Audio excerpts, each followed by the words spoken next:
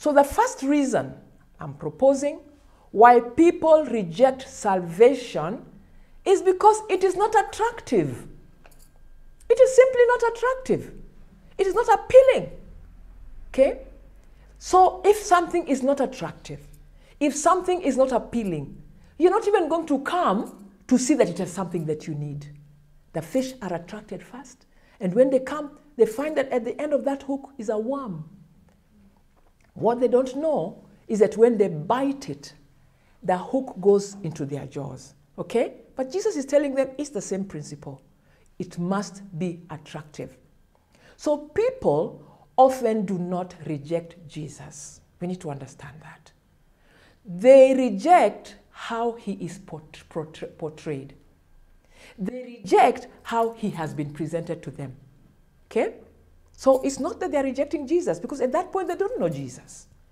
At that point they don't know anything about Jesus. But they're rejecting the way this Jesus is being portrayed to them.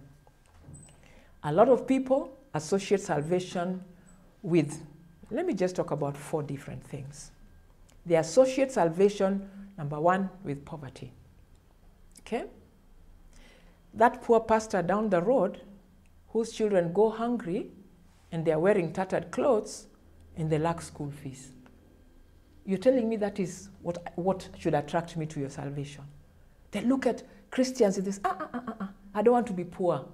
And indeed, there are people who have told me, there are pastors who, when they give their testimonies, they say, when I told my parents that I wanted to be a pastor, they told me, you want to be poor? That's the first thing that they envision their children as. Now, my son is going to be a poor pastor, begging for food, begging for all these things. So the way, when I tell somebody about salvation, the first thing that comes to their mind is poverty. Poverty. And yet, in 2 Corinthians chapter 8 and verse 9, it's totally different to what people think Christianity is.